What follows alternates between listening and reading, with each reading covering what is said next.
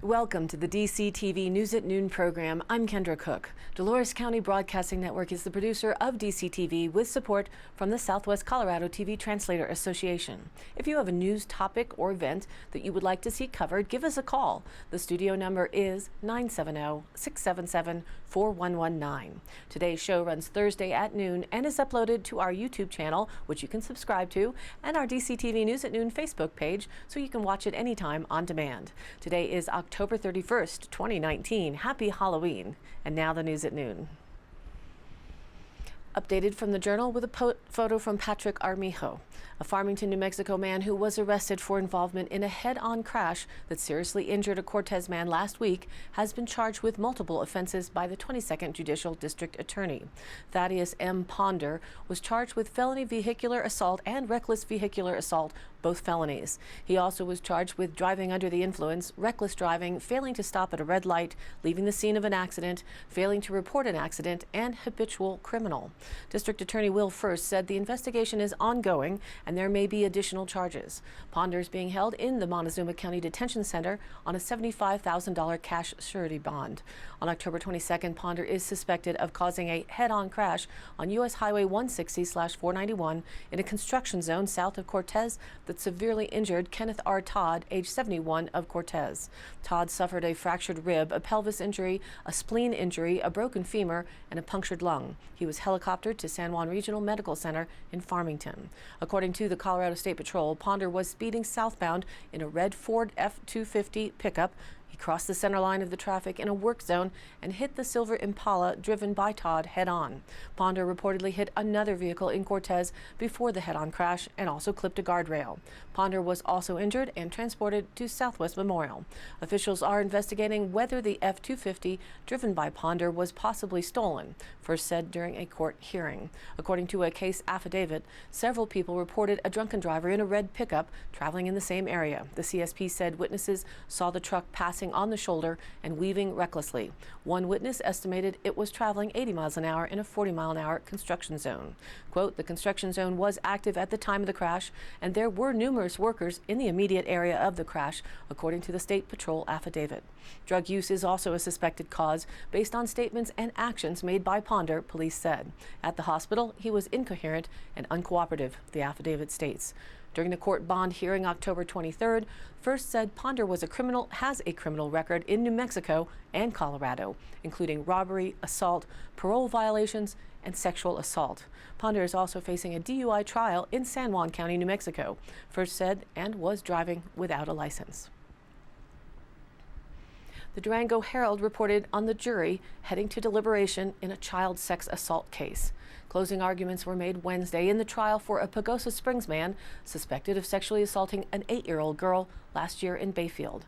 The trial for Rodney Keller, age 53, began last week. Jurors went into deliberation late Wednesday after hearing closing arguments from the prosecution and Keller's defense attorney. Jurors have no time limit to come to a verdict. According to authorities, Keller was invited by an ex-girlfriend to play cards and have drinks at her female friend's house in Bayfield on June 2, 2018.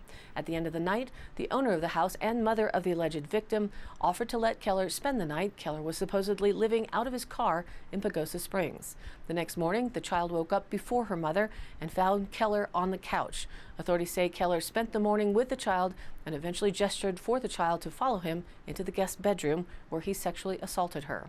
The girl told her mother about the assault later in the day. Investigators with the La Plata County Sheriff's Office and Bayfield Marshal's Office questioned Keller the same day, but he denied the allegations. In closing arguments, Keller's defense attorney, Heather Little, said the child fabricated the story because she wanted more attention from her parents. She said the 8-year-old girl's retelling of the alleged assault has been inconsistent. Quote, it might be hard for a lot of people to imagine why a child might fabricate a story, Little told jurors. That's what we have here today. Little said there is not enough physical evidence to convict Keller, despite DNA evidence found on the girl that showed he was a possible match. Deputy District Attorney Sean Murray said Keller's attorneys have provided no evidence that the child made up the story. This isn't the kind of story a child says to get more attention, Murray said. That's not how kids are. As to claims that the child's account of the alleged assault is inconsistent, Murray said, quote, "Do you expect consistency from an 8-year-old? Memories don't work that way." According to authorities, Keller was a registered sex offender. He was arrested after being recognized on America's Most Wanted for sexual assault on a child in 2008, a charge to which he pleaded guilty. During the course of the trial, jurors heard from the 2008 victim, who was also 8 years old at the time, as well as another victim who says Keller sexually assaulted her in 2007 when she was just 6 years old. Quote, "He has sexually assaulted all 3 of them," Murray told jurors. She, the alleged victim in this case, has told the truth from the beginning. I reported in the Journal with a file photo. Cortez was selected to receive a state grant for a high-powered electric vehicle charging station, and it looks like Montezuma County will move forward with the project. Charge Point Inc., an electric vehicle charging station based in California, has been awarded a $10.3 million state grant to install charging stations in over 30 communities across Colorado, including Cortez. They initially approached the city with their proposition, but due to the financial constraints Cortez currently faces, councilors were hesitant to take on the matching contribution. The county commissioners, though, said they would like to take it on. Quote, "We as the county would like to move forward with it because it does service a big area and it serves the city well," said Commissioner Jim Candelaria at a joint meeting between the two entities on Monday night. The 3 commissioners were present, along with County Administrator Shaq Powers, Mayor Karen Sheik, Councilor Mike Levy, and City Manager Don Doherty. Charge Point received a $10.3 million grant from the Colorado Energy Office to be allocated to 33 or 34 different sites across the state. Cortez was identified by the Colorado Energy Office as qualifying for a Tier 2 site. That means that they would get 2 charging stations and a power block with the potential to expand to 4 stations and 2 power blocks in the future. The Energy Office would fund up to $250,000 of the approximately $300,000 cost of a Tier 2 site, with site hosts expected to contribute 10% of the project costs. The estimated price to install the stations in Cortez would be around $316,000, with a site host contribution of about $38,000. ChargePoint would like to install the stations and have them operational by April of 2020. In their presentation, the ChargePoint representatives cited the state's efforts to promote electric vehicles, including a recent executive order signed by Governor Jared Polis, requiring at least 5% of an automaker's new car lineup to be electric by 2023. In 10 years, the stations could make about $149,000 based on a conservative estimate of 1 or 2 charging sessions per day. That according to ChargePoint. Charging fees are at the discretion of the host, but would probably range between $10 and $15 a charge in Cortez, the representatives said. While it was just a presentation on October 8th, the ChargePoint group has a fairly quick turnaround. They would like to start construction before adverse weather sets in. It's a little cold right now. The council didn't offer a decision at that time, but on Monday's joint meeting, the city councilors and staff members said that while they agree on the value of charging stations, the council is especially fiscally conscious right now because of the current financial situation. A recently discovered embezzlement case has forced the city to freeze its accounts as instructed by the Colorado Bureau of Investigations, which has prevented the city from catching up on 3 years' worth of delayed audits. Without its audits in order, the city cannot apply for certain state funding streams. If we were financially able, the city would support it, said Levy. Commissioners said that they would like to move forward with the project themselves, though, for the community, the county, and visitors. Now they're building these cars with a 250 to 260 mile range, so now you're getting electric vehicles that can go great distances, said Commissioner Keenan Ertel, adding that the longer range leads to a greater need for charging stations for drivers who can now travel further distances with their electric vehicles. The councilor and Doherty informally told the county to move forward with the partnership. Maybe we could get one here in town too. And now let's take a look at our local weather. So today, thankfully, it will remain sunny and warm up to a high near 42 degrees. Northeast winds around 5 miles an hour become calm. Tonight, clear with a low around 16, so not as cold as last night, but pretty pretty darn cold as well. Southwest winds will be low at around 5 miles an hour and then later become calm. Friday, we're looking for sunny and again a little warmer with a high near 49 degrees. Light and variable winds becoming north 5 to 10 miles an hour in the morning, and then those winds could gust as high as 20 miles an hour. And being from the north, Friday will feel colder than the air temperature is telling you. Friday night, we're looking for clear skies and a low around 20 degrees. Light north winds remain at 5 to 10 miles an hour. November's first fall weekend looks pretty nice. Saturday should be sunny with a high near 50 degrees. East-northeast winds around just 5 miles an hour. They shift southwest in the afternoon. Saturday night clear with a low around 23. And a repeat for Sunday, sunny with a high near 54 degrees. Sunday night clear with a low around 26. And into next week we still are dry. Monday sunny skies with a high near 55 degrees. And Monday night mostly clear with a low around 28. And again for Tuesday, sunny with a high near 55. Tuesday night clear with a low around 28. And now back to the news. From the Journal with a photo by Patrick Armijo. The median sales price for a single-family home in Cortez at $212,000 is up 21% year-to-date as of September 31st. At $244,000 in Montezuma County, the sale price is up 9.7%.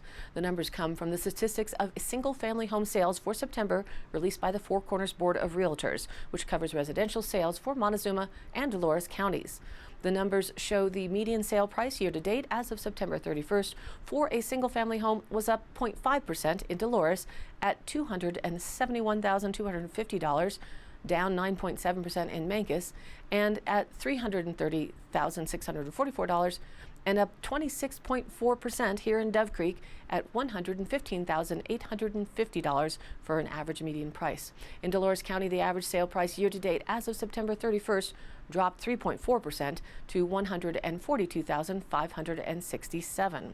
Bonnie Layton, a broker associate with Southwest Realty and president of the Four Corners Board of Realtors Board of Directors, noted that the number of homes sold has decreased slightly. In Cortez, the number of homes sold dropped to 167 for the year through September 31st, compared with 185 in 2018. In Montezuma County, the number of homes sold dropped to 299 from 326 in 2018. Quote, "We've, the Four Corners Board of Realtors, discussed the lower amount of sales, and I don't know if there's a consensus, but we don't have as many listings on the market. We lack a good quality inventory," Layton said. Some people who might want to move up in size with a growing family, or others who have sent their adult children out into the world, are looking to downsize and be hesitant to put their current homes on the market because the current lack of inventory might leave them with too few choices. They've worried that they're not going to find something, she said. Builders are targeting houses that start around $225,000 for new construction, and that's often a stretch for the first-time home buyers looking to convert from renters to homeowners, Layton said. The market dynamics, including increased costs of labor and materials, mean home builders building on speculation are unlikely to make much of a profit on any new house that sells for less than $225,000. Another reason for fewer home sales year to date, Layton said, is the amount of snow the region saw this year, with snow shovels still in use in late May. It was pretty hard to show homes until May, even June, she said. Southwest Colorado, especially Montezuma County, Layton says, remains a hidden treasure to retirees looking to escape the Front Range and other urban areas. Montezuma County remains far more affordable than La Plata County, where the median price for a single-family home hit $385,000 year-to-date as of September 31st, a 0.7% decline from 2018. In-town Durango homes hit a median price of $504,250 as of September 31st, a 4.1 increase from 2018. She expects retirees discovering the area to keep the home market, if not strong, at least stable going into 2020. Additionally, the rise of telecommuting will add another source of people looking to relocate to the region, a region already appealing to young workers by its wealth of outdoor opportunities. Quote, "We appeal to people who love the outdoors. We're between Moab, Telluride, and Durango. If you want to bike in the winter, you can go south. We're kind of a hub. We just have to get fiber optics throughout the county," she said. Here in Dolores County, there is a potential for fiber optics through Emory Telecom to be drawn from Utah, brought through Dove Creek, and that, if passed, would be a major game changer for telecommunication and just general housing in Dove Creek. and reported from the Times Independent out of Moab, Utah, as protesters stood silently around the room with signs advocating to, quote, keep public lands in public hands and to protect wild Utah. Senator Mike Lee, Republican from Utah, who was on hand, broke the fourth wall on Friday, October 25th, during a roundtable discussion in Moab to say that not a single member of Utah's state legislature or the U.S. Congress wants Utah to be anything but a public lands state. Lee convened the meeting of federal, state, and local Republican legislators to, quote, examine successes in state management of state and federal public lands in Utah. The meeting was well attended by members of the public, filling the large meeting space in the Grand Center and leaving only standing room by the time the discussion got underway. Early in the morning, when Senator Lisa Murkowski, Republican from Alaska, began giving her opening statements, local residents around the room held high signs with messages opposing Sitla promoting the protection of the Bears Ears National Monument, admonishing the legislators to address climate change and a mishmash of other messages. Lee later addressed many of those messages about public lands, making the argument to put Utah's federal lands in local hands, pointing to the Sand Flats Recreation Area, a Grand County-managed parcel of land owned by the Bureau of Land Management, as an example of one such successful project. Lee made the argument late in the roundtable discussion after hearing from state and local officials, some of whom are directly responsible for public land management, that nobody in the state or federal legislature was looking to privatize Utah's public lands. He also argued that although many lands in Utah are federally owned, that does not necessarily mean that they must be federally managed. In many circumstances, what we're talking about here is not whether to have public land. In fact, that's not what we're discussing at all, Lee said. We're talking about who owns it, who manages it, and what the circumstances are for its ownership and management. Utah State Forester Brian Cottam said that the bigger responsibility he has is partnering with federal agencies, the U.S. Forest Service and the Bureau of Land Management in particular, to, quote, protect our communities, our infrastructure, our water sources from wildfire. He said that making those partnerships work is the big challenge. I don't control that land, Cottam said, referring to federally managed lands, so we have to work incredibly hard creatively to figure out how do we partner with those federal agencies? How do we compel them to get the work done that needs to be done in order to protect our communities? Cottam went on to say that this challenge, working with federal agencies to protect local people and resources, extended beyond his office to the Utah Department of Natural Resources and Division of State Parks. Lee later highlighted these challenges to argue for federal-local partnerships in managing federal lands, spinning a scenario in which timber growth and a bark beetle infestation goes ignored by federal land managers despite cautionary warnings of wildfire risk from, for example, the state forester. And then we wait, and lightning literally and metaphorically strikes, and the unthinkable happens. The entirely foreseeable happens, Lee said. A side note that in Colorado, Representative Scott Tipton is presenting legislation to add protections for around 400,000 acres of public lands within Colorado. And today's High Canyon Country happenings. Well, stay warm out there. If you're trick-or-treating tonight, this is the cutest image here of most of this year in Southwest Colorado. Most times this year, we have to bundle up on top of our costumes. It can be a real bummer, but better to be staying healthy.